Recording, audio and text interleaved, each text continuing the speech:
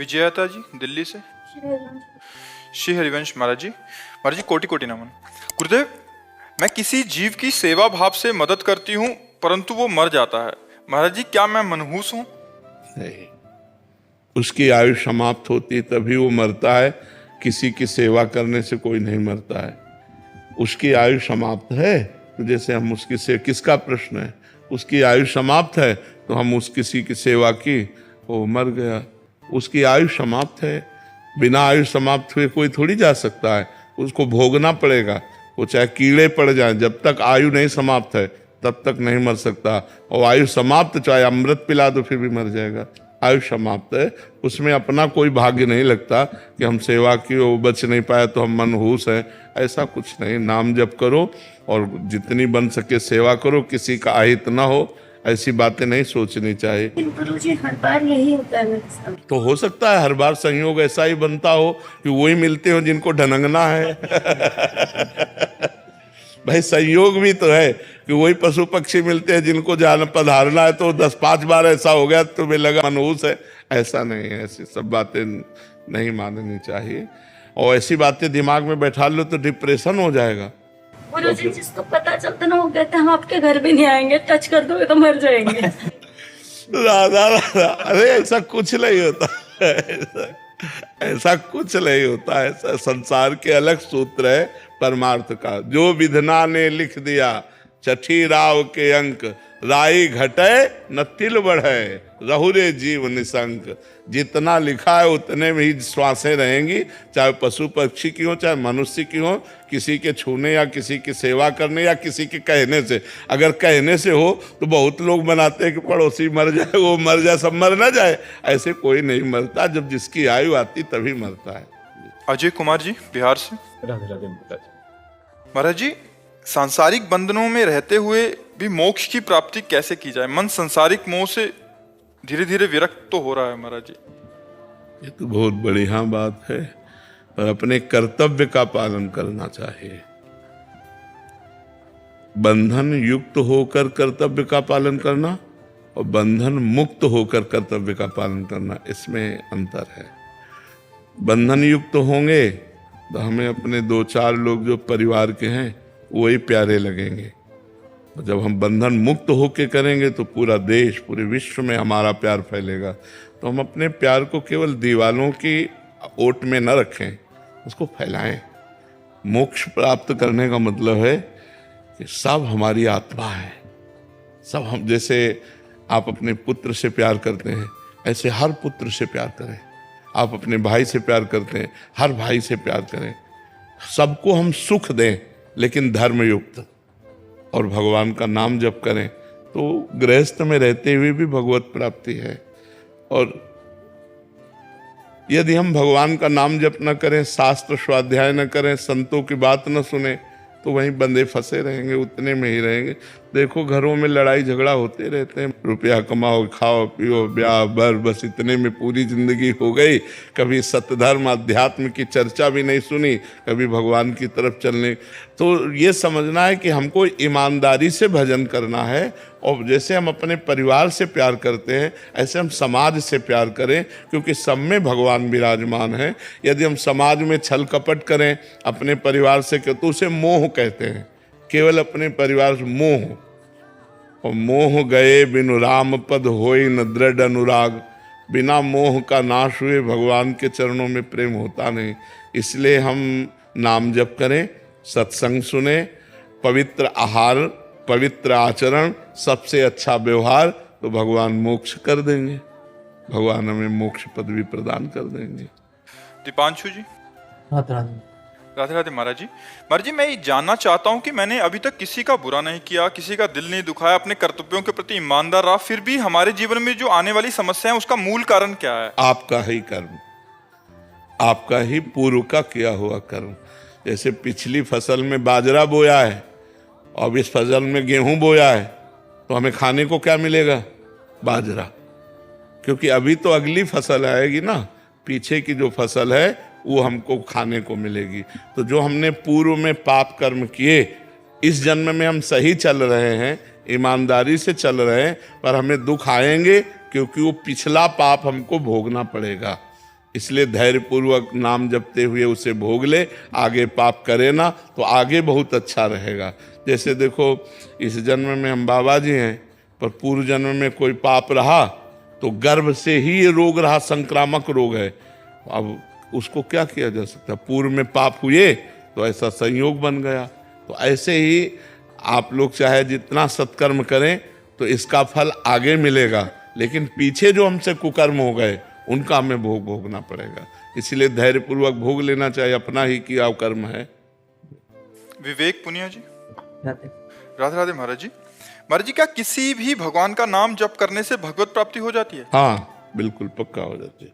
भगवान के किसी भी नाम का, सीताराम, शिव, दुर्गा, राधा, जो भी नाम प्रिय लगे उससे भगवत प्राप्ति हो जाती। मनोज कुमार यादव जी। जी राधे राधे। राधे राधे महाराज जी। महाराज जी, मेरा मन बहुत अशांत रहता है। कोई भी काम बन जाए तो ठीक, काम ना बने तो ठीक, एक जैसा मन रहता है। हमेशा कोई बात देखो, हम आपको सच्ची बात बताते हैं, जब तक हमारे अंदर पाप रहेगा तब तक वो हमें सुखी नहीं होने देगा।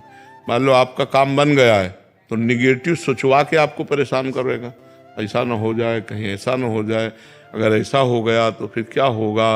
वो मतलब निगेटिव इतना नकारात्मक सोच फैला देगा कि जो आपको लाभ मिला है उसका आप आनंद नहीं ले पाओगे।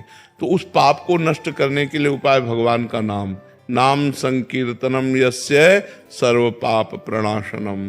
भगवान का नाम समस्त पापों को नष्ट कर देता है। तो आजकल काउंटर चला है, काउंटर लो और राधा राधा, राम राम, कृष्ण हरि, जो नाम प्रिय हो खूब जपो, देखो आनंद आने लगेगा। पाप नष्ट होते ही सकारात्मक सोच होने लगेगी। अगर सकारात्मक सोच हो, पॉजिटिव हो, तो विपत्ति में भी हम आनंद से निपट सकते हैं। और अगर निगेटिव नकारात्मक सोच हो तो हम संपत्ति होते हुए भी परेशान हो सकते हैं। बड़ी मन समस्याएं पैदा कर देता है, कहीं ऐसा हो गया तो होना नहीं है। अब वो सोच सोच के परेशान हो रहा है। अगर यही सोच हम नाम में लगा दें, यार जो होना होगा सो होगा, देखा जाएगा, राधा राधा राधा, और मस्त पॉजिटिव चिंतन, तो आनंद आ जाएगा। नमक रोटी खा के भी आनंद रहेगा और पंखा में भी आनंद रहेगा। और अगर निगेटिव चिंतन है तो एसी में भी बैठ के जलोगे, रबड़ी खा के भी असंतुष्ट रहोगे। इसलिए नाम जप करो जो अंदर के सिस्टम को सुधार दे। अंदर के सिस्टम की बाहरी दवा नहीं है, अंदर के सिस्टम की भगवान के नाम की दवा है। जासु नाम भव भेषज, भेषज माने औषधि, जासु नाम भव भेषज हरन घोर त्रिशूल। जिनका नाम दैहिक, दैविक, भौतिक तीनों तापों को नष्ट करने वाला, सब पापों को नष्ट करने वाला और आवागमन के चक्र को रोक देने वाला, उन भगवान का नाम जप करो, खूब नाम जप करो। इंस्पेक्टर अखिलेश मिश्रा जी। श्री हरिवंश जी। श्री हरिवंश महाराज जी। महाराज जी, भगवदाकार वृत्ति होने से सुख दुख का प्रभाव नहीं होता, ऐसा आपके सत्संग में सुना है। महाराज जी, भगवदाकार वृत्ति कैसे हो, कृपया रास्ता बताएं। हाँ, जब हम खूब भजन करते हैं ना तो हमारी वृत्ति जब बार बार प्रभु में लगती, बार बार प्रभु में लगती, तो प्रभु आनंद सिंधु है, तुम्हारे हृदय में आनंद आ। और जहाँ एक बार आनंद आया तो आनंद के लोभ से मन प्रभु में एकदम स्थिर होने लगता है, प्रभु में लगने लगता है। वैसे इसका स्वभाव आनंद की खोज संसार में करने की है, पर अगर कहीं भजन के बल से प्रभु में आनंद का अनुभव कर ले तो फिर भगवदाकार वृत्ति होने लगती है। जब हम बार बार अव्यावृत भजनात्, बार बार आवृत्ति भजन की कर रहे, राधा राधा राधा राधा, तो हम जो सोचते हैं वो वही सोच पाते हैं, जो सुनते हैं, जो बोलते हैं, जो देखते हैं। हमारी सोच वही होती है जो हम सुनते हैं, जो देखते हैं, जो बोलते हैं। तो हम बार बार नाम को ही देखें, नाम को ही सुने, नाम को ही बोलें, तो हमारी भगवदाकार वृत्ति हो जाएगी। अब बराबर नाम में मन नहीं लगता, इसलिए थोड़ी देर कथा सुन लेते हैं, थोड़ी देर सत्संग सुन लेते हैं, थोड़ी देर सेवा कर लेते हैं, थोड़ी देर व्यवहार भी कर लेते हैं, भगवत भाव से नाम जप कर लेते हैं। तो ये सब जो अभ्यास है साधन का, ये वही भगवदाकार वृत्ति करता है। कठिन, मुश्किल नहीं है। यदि हम बार बार प्रयास करते रहें नाम जप करने का, तो देखो पहले से अब देख लो अंतर है ना, तो अब से आगे अंतर पड़ जाएगा यदि अभ्यास आपका चलता रहा। समस्या में अभ्यास टूटने लगता है। जैसे कोई समस्या आती तो हमारा चिंतन खिंचता है, कोई विपत्ति आई, कोई प्रतिकूलता आई तो हमारा चिंतन खिंचता है, और उस समय संभालने की जरूरत है। अनुकूलता में विषय सेवन, सम्मान, लोकप्रियता ये बढ़ती है। प्रतिकूलता में एकमात्र भगवान की तरफ ही मन जाता है कि अब कोई सहयोगी नहीं है तो भगवान ही हमारे सहयोगी हैं। तो भजन में प्रतिकूलता अच्छी मानी गई है, पर भगवान से प्रार्थना करें कि प्रतिकूलता दो तो इतनी सामर्थ्य दो कि सह जाएं, हमारा अन्य चिंतन न हो, हम टूट न जाएं। नहीं तो ऐसी ऐसी प्रतिकूलताएं आती कि आपको अविश्वास हो जाएगा, हमारा सब कुछ ऐसा, अब आपका सब कुछ नहीं है, अब उनका सब कुछ है, वो जैसे चाहे तैसे। और सब भक्तों को ध्यान रखना, भगवान की 3 लीलाएं होती हैं, सृजन, पालन और संहार। ये सबके जीवन में होगा। शरीर की रचना हुई है तो इसका पोषण भी वही कर रहे हैं, अन्न जल वायु आदि के द्वारा, और विनाश भी वही करेंगे। ऐसे हमारा परिवार है, ऐसे ग्राम है, प्रदेश है, राष्ट्र है।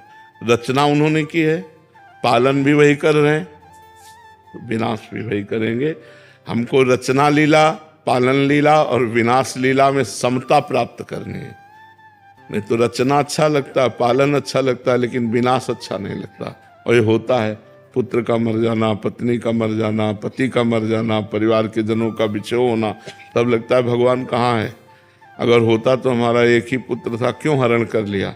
क्या वो इतनी सृष्टि में हमारा ही पुत्र मिला था उनको, हम उनकी शरण में भजन करते हैं तो क्या इतना नहीं रख सकते थे कि मेरे परिवार का एक ही दीपक है, उसको भी बुझा दे? ऐसी धारणाएं बनने लगती हैं। तो अपने को विपत्ति में, दुख में संभालना है, क्योंकि भगवान की 3 लीलाएं। जैसे पुत्र की आयु 20 वर्ष है, अब आप चाहे जितना भजन करो 21 नहीं हो सकती, वो 20 ही रहेगी। जो विधना ने लिख दिया 6 राव के अंक, राय घटे न तिल बढ़े रहुरे जीव निशंक, उसको उतना ही रहना है।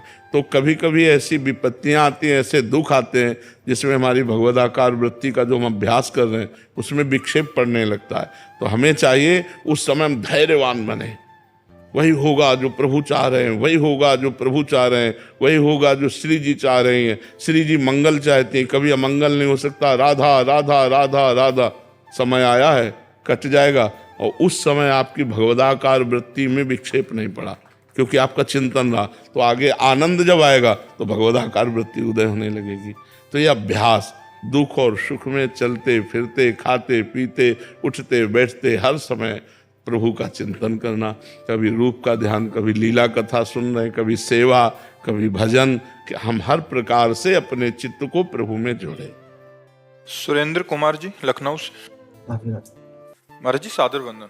महाराज जी कृपा कर बताइए कि भक्ति करते हुए आत्मविश्वास कैसे बना रहे और अहंकार भी ना आए। वही भक्ति ही बढ़ाती है विश्वास। बिन विश्वास भगति नहीं, ते बिन द्रवहि न राम, राम कृपा बिनु सपने जीव न लह विश्राम। जब हमारा भगवान से अपनापन हो जाता है तो हमारा विश्वास दृढ़ हो जाता है। बिना श्रद्धा विश्वास के तो भक्ति मार्ग में प्रवेश ही नहीं है। भवानी शंकरो वंदे श्रद्धा विश्वास रूपिणो, याभ्याम बिना न पश्यन्त सिद्धा स्वांता स्थमीश्वरम। श्रद्धा विश्वास के बिना हृदय में विराजमान भगवान हैं, पर हम कहाँ अनुभव कर पाते हैं। तो हमारा श्रद्धा विश्वास भक्ति से ही बढ़ेगा। जैसे जैसे हमें भजन करते हुए अनुभव होगा वैसे विश्वास होता जाएगा। कई घटनाएं जीवन में ऐसी आई कि जिसमें केवल भगवान ही निवारण कर सकते थे। तो जैसे ही निवारण हुआ तो हमारा विश्वास और बढ़ गया, जैसे ही निवारण हुआ तो हमारा विश्वास और बढ़ता चला गया और समर्पण होता चला गया। तो कभी कभी माया ऐसा विक्षेप करती कि जहाँ हमें विश्वास करना चाहिए वहाँ वो ऐसी लीला कर देगी कि हमें अविश्वास हो जाए। पर हमको अपने भगवान से विश्वास बनाए रखना है। अगर विश्वास नहीं रहा तो हमारे पास कुछ नहीं रह जाएगा।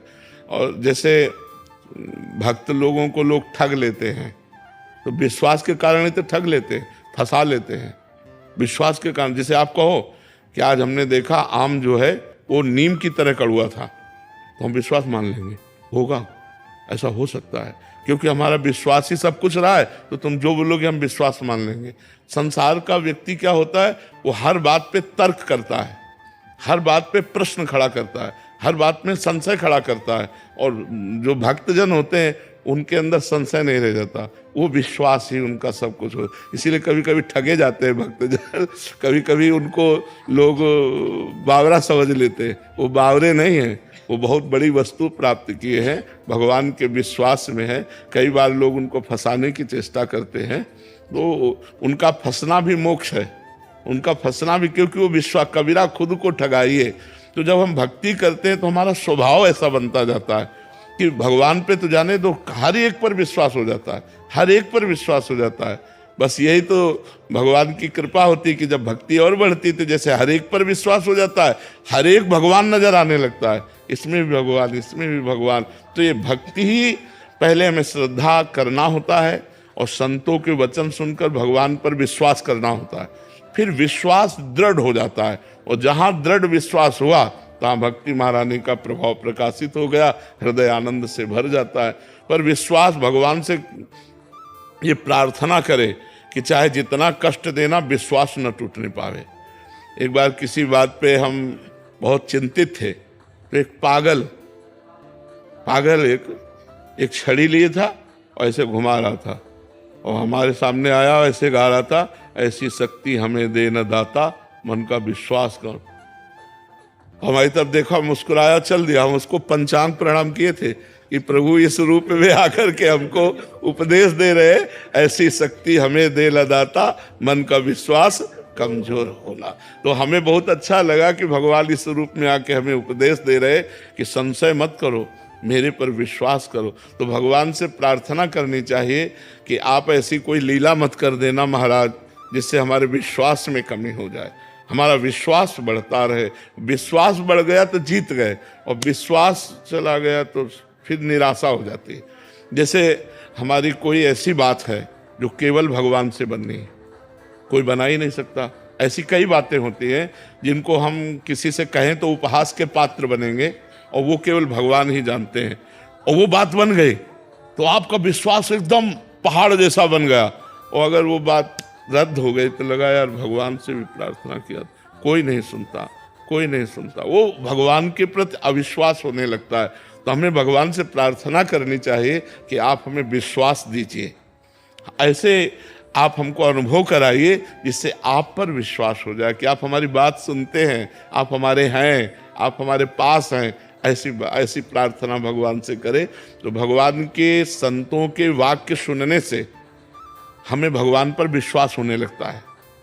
तभी तो लोग गंदे आचरण छोड़कर अच्छे आचरणों की तरफ बढ़ते हैं, और जब हमें अनुभव होने लगता है भगवान की कृपा का, तब विश्वास दृढ़ हो जाता है। जहां दृढ़ विश्वास हुआ फिर तो किसी की जरूरत नहीं। ऐसे जीवन में कितने अनुभव हुए जिनमें हमको केवल भगवान ने बचाया, केवल भगवान, केवल दूसरा कोई नहीं। तब तो अरे ये तो भगवान हमें देख रहे थे, भगवान हमें बचा दिए। जैसे ऐसे गंगा किनारे जा रहे थे, ऊपर पपड़ी थी और नीचे भारी दलदल, मलाई जैसा दलदल, और हम अपनी मस्ती में जा रहे थे भगवत चिंतन करते हुए। पीछे से ए बाबा आगे मत जाना, दलदल है। हमने पीछे मुड़ के देखा, कोई नहीं दिखाई दिया। आगे छड़ी जो थी, जो ही ऐसे छड़ी किया, अरे हमको आप बताओ यहाँ कौन आता निकालने, यहाँ कौन आता निकालने। भगवान ने आवाज दी और कोई दिखाई नहीं दिया, और हमें लगा मेरा मालिक मेरे साथ है, वो मुझे देख रहा है, आए वही कृपा कर। तो हमें लगता है कि अगर हम भगवान से प्रार्थना करें कि आप हमारे विश्वास को कभी न तोड़ना, नाथ हमारा विश्वास बढ़ता जाए, ऐसी शक्ति हमें दे न दाता, मन का विश्वास कमजोर हो। विश्वास कमजोर हो गया तो फिर किसी के समझाए नहीं समझोगे आप।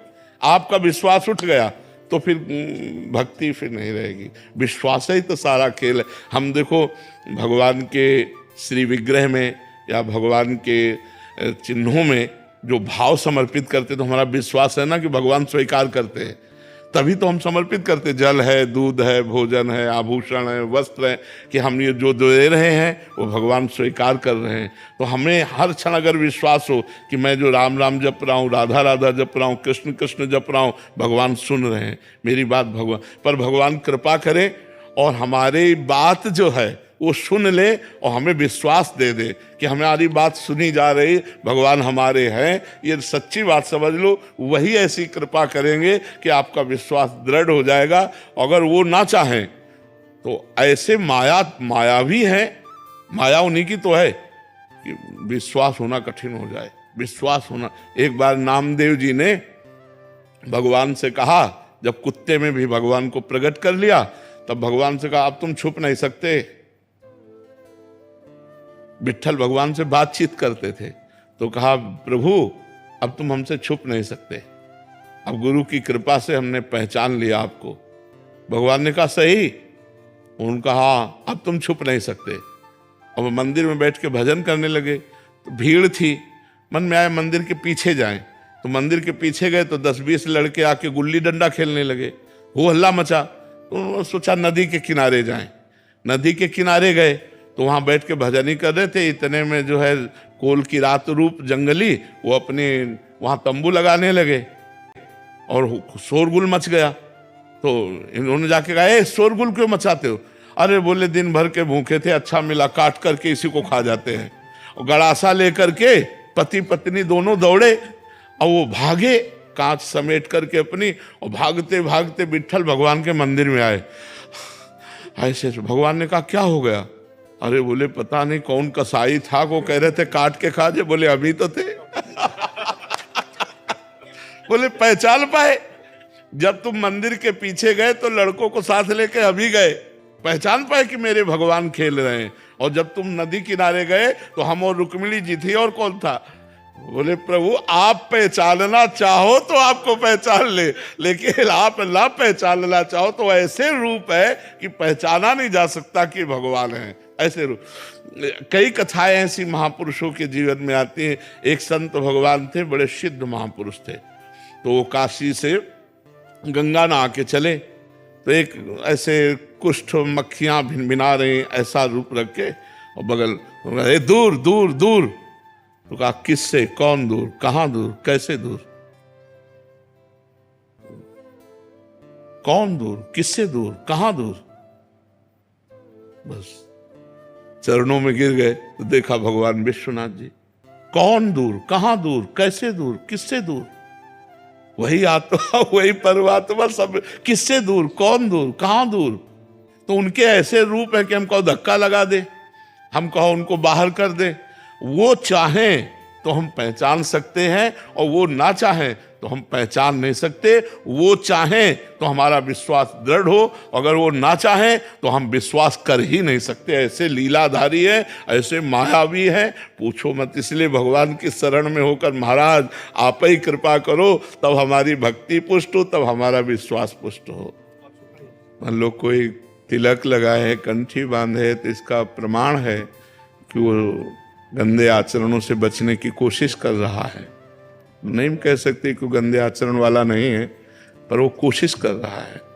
तो समाज को तो ऐसे लोगों का प्रोत्साहन, उत्साह बढ़ाना चाहिए, न कि दंड दे देना चाहिए। वो अभी एक किसी डिपार्टमेंट में ऑफिसर है, शिष्य है, तो 2 वर्ष से उसकी तनख्वाह रुकी थी।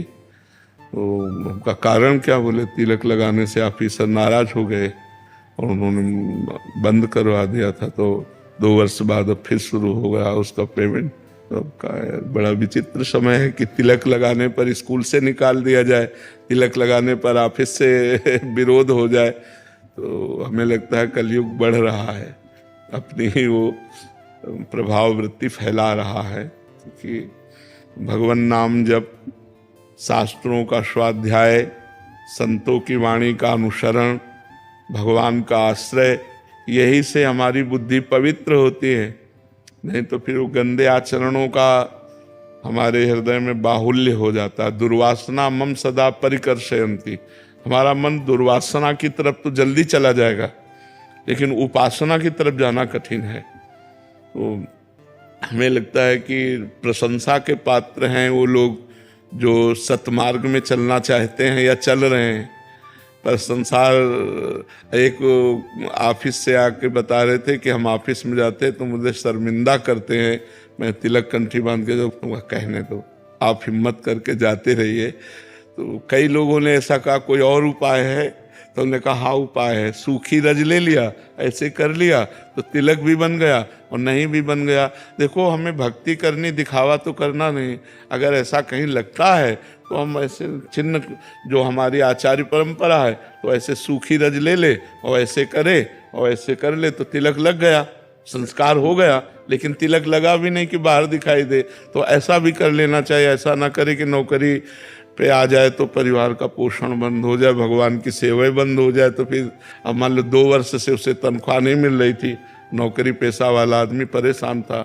तो हम सबसे प्रार्थना करते हैं कि जिनको तिलक लगाकर कंठी बांधकर अपने ऑफिस जाना या अपनी नौकरी या अपने किसी भी डिपार्टमेंट में परेशानी पड़ रही, तो वो सूखी तिलक लें, सूखा रज लें, उसे गीला ना करें, ऐसे लगा लें। या जिनके घर में कोई विरोध हो रहा है तो वो तिलक भी लग गया जिससे वैष्णव संस्कार बन गया, और नहीं भी लगा जिससे कोई विरोध नहीं करेगा। अच्छा, हृदय में राधा राधा कह रहे हैं, बाहर कंठी तिलक नहीं है, तो भगवान तो जान ही रहे ना। बाहर कंठी तिलक है, हृदय में हम संसार का चिंतन करें तो बात तो बनेगी नहीं ना।